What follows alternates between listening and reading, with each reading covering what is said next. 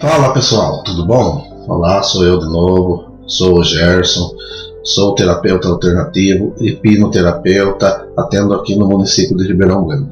Estou aqui para mais uma vez trazer mais um tema para a gente discutir com vocês aqui. A gente já tem alguns vídeos gravados no canal aí, já falou sobre algumas coisas, e como eu sempre peço para vocês deixar sua opinião, deixar sobre o que vocês querem que eu diga, que eu fale, aí nos comentários. E aí, como teve vários pedidos para a gente estar falando sobre como viver com o luto, como superar o luto, também pediram para a gente estar falando sobre depressão e algo que foi bastante pedido também, para a gente estar falando sobre vícios. Isso mesmo, pessoal, vícios em drogas, vícios alcoólicos, vícios em medicamentos. Então esse vídeo de hoje a gente vai estar falando sobre vícios, tá bom? Curte aí, se inscreve no canal, deixa seu comentário e logo após a vinheta a gente vem com o tema vícios.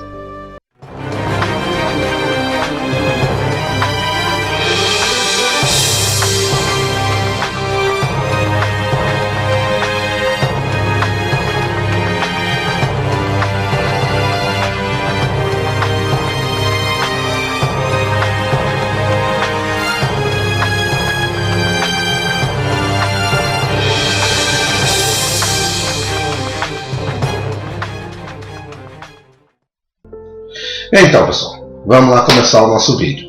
A gente aqui vai falar sobre os vícios. A gente vai falar sobre prevenção, sobre reconhecer os sinais, informações, conscientização. A gente vai estar trazendo um monte de informações para vocês sobre vícios, tá bom? E se vocês tiverem mais alguma dúvida, alguma coisa que ficar aí que não fica bem esclarecido, é só deixar no comentário que a gente volta fazendo outros vídeos para esclarecer, tá bom?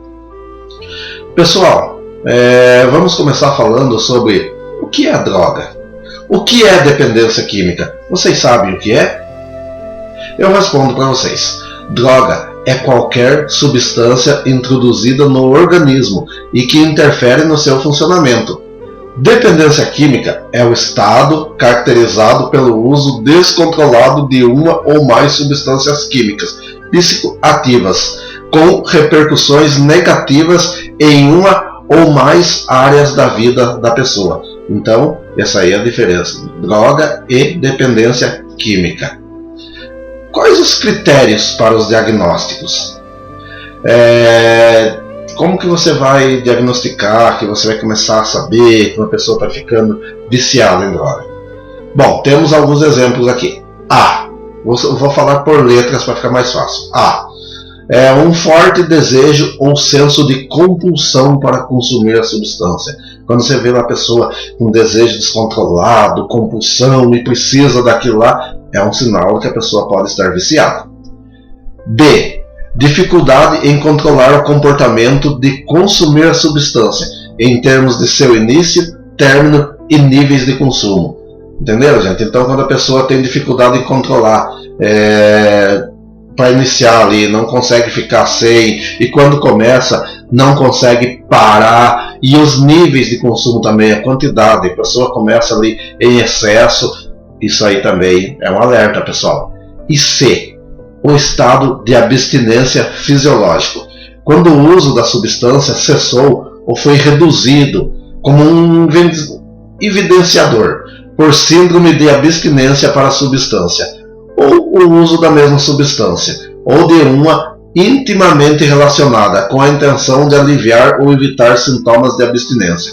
Então, quando o pessoal aí, por exemplo, no vício em álcool, a gente tem muito isso aí, pessoas que são muito viciadas em álcool, quando ficam em abstinência, aquela vontade exagerada e excesso, a gente conhece casos de pessoas que chegam a tomar álcool, sim, esses álcools de limpeza, perfumes. Então isso aí é um dos comportamentos da pessoa viciada, tá bom? Evidência de tolerância, de tal forma que doses crescentes da substância psicoativa são requeridas para alcançar efeitos originalmente produzidos por doses mais baixas. Ou seja, eles vão cada vez mais aumentando as doses para conseguir efeitos mais... aqueles efeitos. Deixa eu explicar. Ele começa a beber uma certa quantidade, vamos falar do consumo de álcool, e em um certo tempo o organismo começa a se adaptar. E aí ele começa a aumentar as doses para ele continuar sentindo aqueles efeitos da droga. Tá bom, gente? Então isso aí são algumas dicas. Persistência no uso da substância, a despeito de evidência clara de consequências manifestantes nocivas. Tá bom? Então a persistência no uso também ali, a pessoa fica insistindo demais e quer, e parece que nada mais importa, só aquilo ali.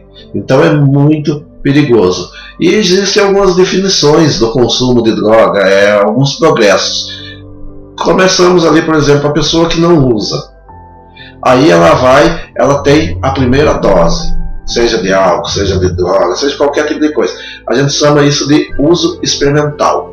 Do uso experimental, ela pode passar para o uso frequente. O uso frequente é todo dia um pouquinho. Até que ela vai para o uso pesado. O uso pesado é aquela pessoa que já começa a usar todo dia, toda hora, começa a botar motivos para usar aquilo ali. E através daquilo ali acaba vindo para o abuso. O abuso é o que? A pessoa já começa a exagerar, já começa a se entregar naquilo ali, vive só daquilo ali. E por fim, a dependência, onde a pessoa já não consegue enxergar a sua vida sem aquela coisa, aquela sensação, ela começa a ser dependente daquilo ali. Tá bom, gente? E não é preciso ser dependente para ter problemas, tá bom? Existem aí usuários que a droga, a partir da hora que você começa a usar, ela já pode estar causando dano para você.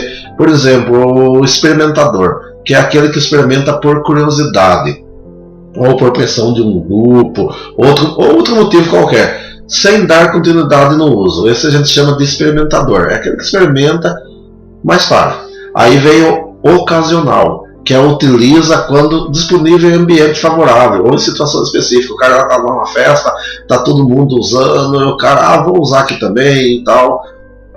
Esse a gente chama de ocasional. E o habitual. O habitual é o uso frequente, aquele que todo dia tem que usar. Esse pode acarretar prejuízo nas relações profissionais e pessoais, gente. Ele pode perder empregos, pode perder relacionamentos, pode perder família. Essas pessoas se afastam, né? Por não poder conviver, se torna impossível convívio com esse tipo de pessoa. E aí vem o usuário abusivo ou dependente. O uso abusivo acarretando problema nas relações familiares, social, profissional. Então isso aí, gente, complica a vida da pessoa, acaba, né, causando grandes problemas. E aí as drogas também, elas são classificadas. Temos as drogas lícitas e as ilícitas. O que é isso? Lícitas são aquelas drogas que a gente sabe que é droga, mas que estão liberadas, tipo álcool, cigarro, o álcool mesmo é uma droga depressora, aí vem estimulantes, tem drogas perturbadoras, são vários tipos de drogas, tá bom, gente?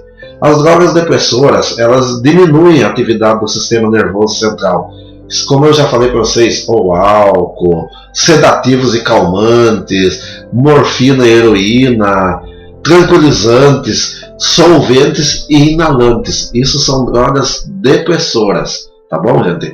Eles causam alguns efeitos, tipo, reduz a velocidade do raciocínio e da concentração, a pessoa já não consegue raciocinar, fica lerdo, uma sensação de relaxamento, fica ali com o corpo mais leve, o reflexo se torna mais lento, causa euforia, alguns causam sonolência. E aí, essas mesmas drogas, se as pessoas tomarem doses tóxicas, doses mais fortes, elas podem causar redução de coordenação motora, coma, parada respiratória, destruição dos neurônios, lesão no fígado, nos rins e na medula óssea e arritmia cardíaca. Alguns danos associados ao álcool também. Vamos falar um pouco de números. 65% dos acidentes fatais de trânsito são por motivos de álcool. 40% das ocorrências policiais, o uso de álcool. Alto índice de ausência no trabalho, causado pelo álcool. Prejuízo financeiro, crimes violentos, violência doméstica. Tudo isso aí, gente, pode ser causado pelo álcool em algumas pessoas. E sem contar que ele potencializa o efeito de outras drogas. Digamos assim, você usa digamos, um remédio, um calmante, e você usa o álcool, ele potencializa, ele pode causar um efeito maior, que não só no comportamento, mas pode acabar destruindo a saúde da pessoa. E também temos as drogas estimulantes. As drogas estimulantes, elas aumentam a atividade de certos sistemas neurais. As anfetaminas, nicotina, cocaína, cafeína, isso aí são esses tipos de drogas que eu falei. E quais são as ações dela no corpo? Também como o álcool, ela também tem as suas reações. Com efeitos, digamos, normais, que as pessoas tomam ali, elas causam alterações psicomotoras, distúrbio do sono, alteração do humor, redução do apetite, energia, fala rápida, pupila dilatada. Tudo isso são os efeitos dessas drogas. E em doses tóxicas, doses muito fortes, irritabilidade, agressividade, delírio, alucinação e convulsão, gente. Olha os sintomas que essas drogas causam, tá bom? Também temos a nicotina, como eu falei. A nicotina, ela é um problema de saúde pública. Ela causa infarto, AVC, asma, bronquite crônica e diversos tipos de câncer. E os fumantes, chamamos de fumantes passivos. Essas pessoas que fumam diretamente, são dependentes, né? Também temos o uso de anabolizantes. O que são anabolizantes? O pessoal lá que usa aqueles, tá lá com preguiça de fazer uma academia, de suar um pouquinho, né? E aí eles começam a tomar essas drogas para aumentar o músculo, para ter um corpo mais definido. Gente, muitos adolescentes, muitos jovens caem na ilusão de ter um corpo definido e começam a usar essas drogas. Essas drogas são muito perigosas, gente. Nas mulheres, elas causam engrossamento da voz, aumento dos pelos no corpo, aumento da oleosidade na pele, acne, redução das mamas, infertilidade, câncer e diabetes, gente. E os homens devem estar achando, eu posso usar, que eu sou forte, gente. Nos homens também causam problemas.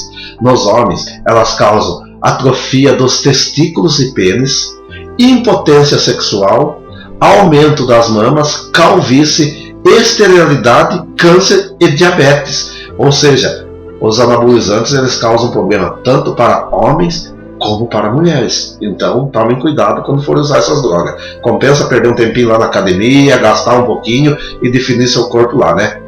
E também temos as drogas perturbadoras, que causam alteração no funcionamento cerebral.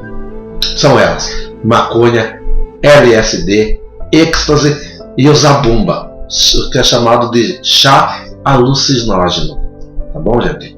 Então, e quais são os efeitos dessas drogas aí? Elas também têm efeitos. Os efeitos delas são prejuízo no aprendizado e memorização, desmotivação, relaxamento, dilatação da pupila, convulsões e alucinações. E em doses altas, doses tóxicas que a gente chamamos, elas causam ansiedade aumentada, alteração na percepção de tempo e espaço, prejuízo na memória e na atenção, transtornos psiquiátricos como esquizofrenia, pânico e depressão, delírio e alucinação e disfunção do sistema imunológico. E quais os fatores de risco? Né? O que é fatores de risco?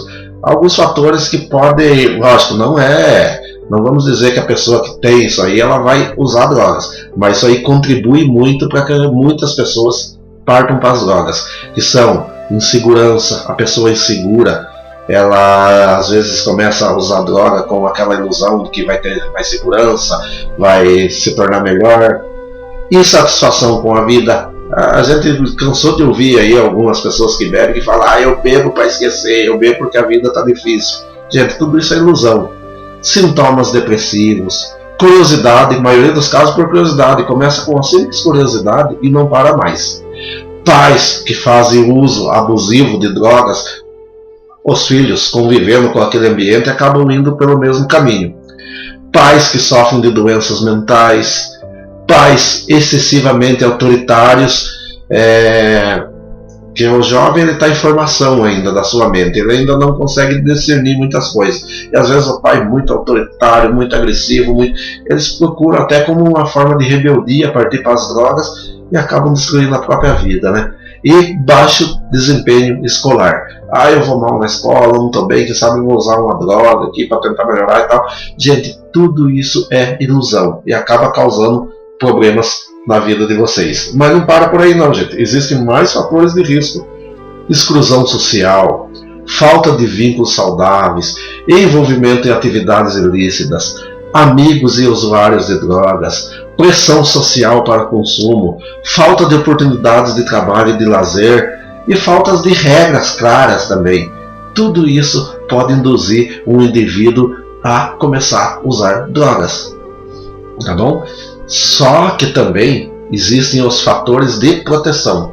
Isso aí é muito importante a gente saber, gente, porque a gente pode com isso aí evitar de uma pessoa cair no mundo das drogas e se tornar um viciado, tá bom? Então a gente tem que conhecer esses fatores de proteção, que são eles: habilidades sociais e de resolução de problemas. Valores pessoais, devemos ensinar muitos valores pessoais para nossos filhos. Autoestima, envolvimento dos pais em todas as atividades dos filhos, conversa, tá bom? Regras de condutas claras na família. Gente, não autoritário, mas ter regras claras e saber como impor essas regras, saber como ensinar, falar a linguagem do seu filho, né? Porque a linguagem dos jovens não é sempre a linguagem nossa. A gente tem que entender também a linguagem deles e falar de forma que eles entendam e não que cause uma rebeldia, né? Projetos de vida, ajudar a pessoa a elaborar um projeto de vida, ela pensar, ela estudar, ela sonhar com aquilo ali. Isso ajuda muito, né? A pessoa não ficar com a mente ali nas drogas. Bom desempenho escolar. Pessoas que têm bom desempenho escolar dificilmente vão partir para o mundo das drogas. Vínculos afetivos saudáveis, realização pessoal, descoberta de talentos pessoais, respeito às leis, oportunidades de trabalho e de lazer e, principalmente, informações sobre drogas. Tá bom? Mas e como saber que uma pessoa está fazendo abuso de drogas, está usando demais? Existe também uma forma da gente começar a observar, gente. Como eu disse, não é uma regra, mas isso ajuda muito a gente a perceber. Por exemplo, alterações no apetite e sono, necessidade inexplicável de dinheiro, queda do rendimento, seja no trabalho, na escola, em qualquer atividade, atrasos e faltas, inquietação e irritabilidade, deterioração na aparência física, mudanças de humor e comportamento, mudança no currículo de amizade, abandono de atividades prazerosas. Gente, como eu disse, não quer dizer que todo mundo que tenha algum desses sinais é usuário de drogas, mas, né, se você sabe que a pessoa já tem uma ligação com algum tipo de drogas e começa a ter esses sinais, pode ser sinal de que essa pessoa está fazendo uso abusivo de drogas, tá bom? Mas e como podemos bolar algumas estratégias de prevenção? Já existem algumas estratégias de prevenção.